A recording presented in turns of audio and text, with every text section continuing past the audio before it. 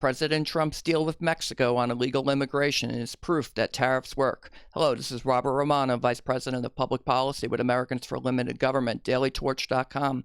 Hit that subscribe button. Today we're going to be talking about President Donald Trump's new deal with Mexico, where Mexico is agreeing to curb illegal immigration. This came on the heels of President Trump threatening a tariff on May 30th. He said then, on June 10th, the United States will impose a 5% tariff on all goods coming into our country from Mexico until such time as illegal migrants coming through Mexico and into our country stop. The tariff will gradually increase until the illegal immigration problem is remedied, at which time the tariffs will be removed. He had threatened to go up to 25%, starts with 5%, and then goes up to 25% by October. And then suddenly there was an agreement. You had it only took a week, but you had an agreement immediately. On June 7th, the president announced, "I'm pleased to inform you the United States has reached a signed agreement with Mexico. The tariffs scheduled to be implemented by the U.S. on Monday against Mexico are hereby indefinitely suspended." Mexico, in turn, has agreed to take strong measures to stem the tide of migration through Mexico to our southern border. This is being done to greatly reduce or eliminate illegal immigration coming from Mexico and into the United States. Now, if you look at the agreement, the U.S.-Mexico Joint Declaration, they have agreed to, quote, "Mexico will take unprecedented steps to increase enforcement to curb irregular migration, to include the deployment of its National Guard throughout Mexico, giving priority to its southern border." Also, they're going to enhance and expand the implementation of the existing migrant protection protocols. This means that those crossing the U.S. southern border to seek asylum will rapidly be returned to Mexico, where they may await the adjudication of their asylum claims.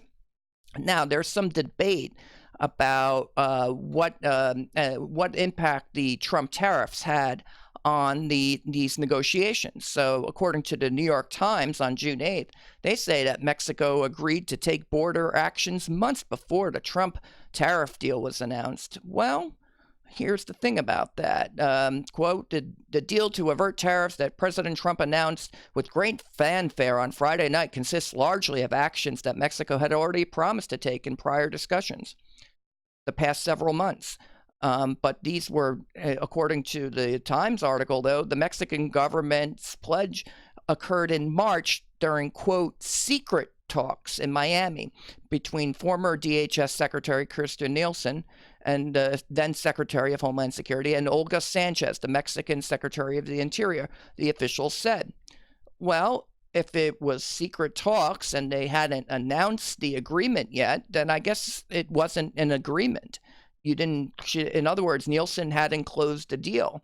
Now, President Trump, with the tariff threat on May 30th, he prompted a response from Mexican president on May 30th that said, "Oh, we need to talk."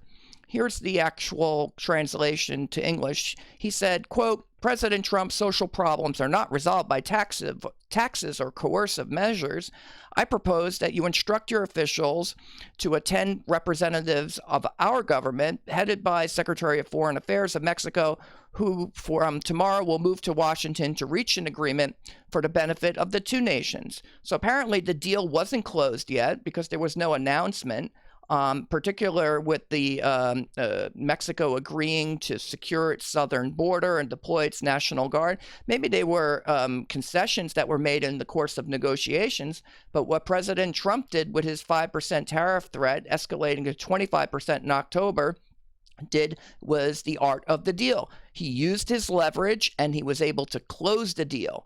And now we have a declaration. Before, we didn't have a declaration. Now we have a declaration. This is from the U.S. State Department. The U.S. and Mexico met this week to address the shared challenges of irregular migration, quote, to include the entry of migrants into the U.S. in violation of U.S. law. Given the dramatic increase in migrants moving from Central America through Mexico to the United States, Both countries recognized the vital importance of rapidly resolving the humanitarian emergency and security situation. The governments of the U.S. and Mexico will work together to immediately implement a durable solution. So this wasn't going to happen. These negotiations, we have discussions all the time. You don't get deals until basically you don't have a deal until it's announced. And we didn't get the announcement until after President Trump threatened to do the tariff and after the president of Mexico sent his letter to Trump on May 30th. Then you had a new round of talks, and then finally you get your declaration. That's how these things work. And President Trump used the art of the deal here. In the meantime, Trump's critics, they couldn't have been more wrong about this. They were pretending like this wasn't even possible. You couldn't even get a resolution. So you had the Wall Street Journal, for example. They were writing on May 31. This wasn't possible. You can't get a deal this way. Tariffs don't work. Quote, the first problem here is that Mr. Trump is blaming Mexico for a mess it can't solve.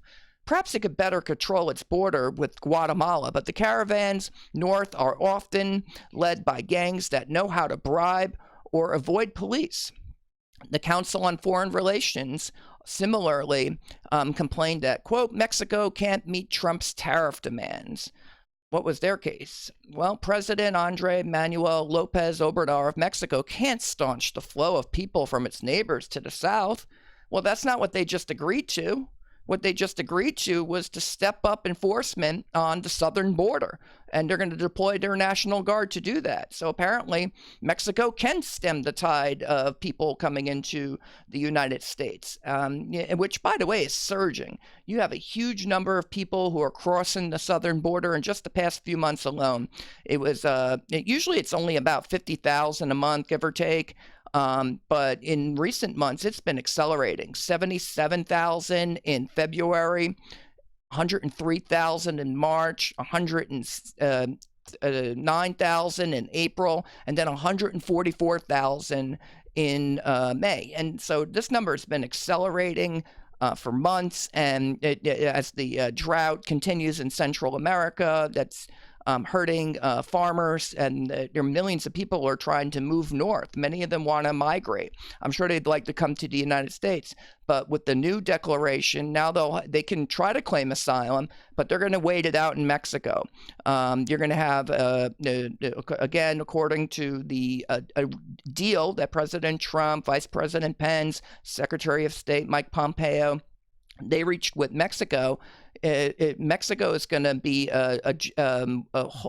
basically housing people requesting asylum into the United States. And we'll see how it works out. I don't think President Trump is fully convinced that the Mexico is going to follow through on its promises. The administration is going to be monitoring this number from the Customs and Border Patrol that tells you how many apprehensions and inadmissible people there are coming to the southern border. And I think if that number doesn't come down, President Trump's he's gonna hit them with that tariff. I think that, and I think that's warranted. In any event, President Trump for now is heralding the news. And you have a situation where he's going to expect enforcement, however. He wrote on Twitter, quote, we have fully signed and documented another very important part of the immigration and security deal with Mexico, one that the U.S. has been asking about getting for many months. It will be revealed in the not too distant future and will need a vote by Mexico's legislative body. We do not anticipate a problem with the vote, but if for any reason the approval is not forthcoming, tariffs will be reinstated. So there you have it. I mean, Trump's gonna hit Mexico with these tariffs if they don't follow through on the agreement that's now been reached. And that's what needs to happen. This is how you get enforcement. This is the art of the deal. You use your leverage, and then you're going to enforce the agreement. This is why President Trump got elected in 2016. He is the man of his word. He is keeping his promises. He said he would get tough on Mexico. He would get tough on the border. That's exactly what he's doing. He's keeping his word to the American people. Maybe the Wall Street Journal still hasn't figured out why President Trump got elected. Same deal with the Council on Foreign Relations. They don't know why Trump got elected. They can't figure it out. That's why they're upset. And so, in any event, we're promoting this on Twitter today. Daily Torch, daily_torch on Twitter. You can find us there. And we got a response from Witty Picks. This, I guess, is Dennis Whitford. It isn't proof of anything, he says. Your little Herbert Hoover wannabe is injecting uncertainty into the markets that will crash the economy. So, we responded. We said, when's the economy going to crash? We want to mark our calendars. All these gloom and doom predictions, obviously, this happens a lot. So we ask a reasonable question. We get a kind of vulgar response here. And in addition to that, I think he blocked us. Let's see here. So there it is. We're blocked. We can't see Dennis's tweets anymore from the Daily Torch account. That's not very nice, Dennis. I mean, you if you want to engage in a discussion, we're happy to do so on Twitter. We're not blocking you. Maybe you'll come to your senses and want to engage in a debate. But this bit of alarmism about tariffs has been ongoing for many decades. I wrote about this recently. Did smoot-hole alarmists get Trump tariffs wrong when they predicted another Great Depression? And, we're over a year into the tariffs that Trump has been implementing. Steel and aluminum, that went up in about 13 months ago in May of 2018. The tariffs on China, they began in September, so we'll be coming up on a year there. And in the meantime, the economy is growing pretty decently. We got 2.9% in 2018. We got 3.2% GDP growth in the first quarter of 2019. I guess Dennis doesn't think there's a date certain. Maybe it's all that uncertainty that's being injected into the market. So he can't tell us when the recession or the economy will crash. But I think if you look at the Great Depression, he's talking about Herbert Hoover. He's talking about the Smoot-Hawley tariffs that were enacted. But I think that if you look at the record of the Great Depression, you'll find that deflation and the collapse of not only just the U.S. monetary system, but the global monetary system. This was the end of the gold standard. As we knew it, at least the interwar gold standard that was implemented after printing a bunch of money in World War I. But leaving that aside, it wasn't until the FDR came off the gold standard in 1934 that the deflation finally stopped. I mean, you were at what do you see here? Consumer price index in 1930 was negative 2.7. In 1930, it was negative 8.9%. In 1932, it got down to negative 10%. 1933 wasn't very good either, negative 5%. And then FDR kills the gold standard. We get back to positive 3.4%. And then the unemployment rate is dropping down. It got as high as like 25%. And then after the, basically they stabilized the currency. The dollar was too strong. And then the unemployment rate started going down.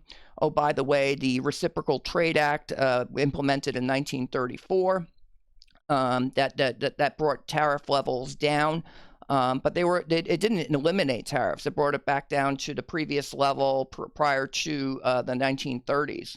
But you still saw a double dip recession in 1937 and 1938, and unemployment started rising again. And the reason for that was deflation started kicking in again.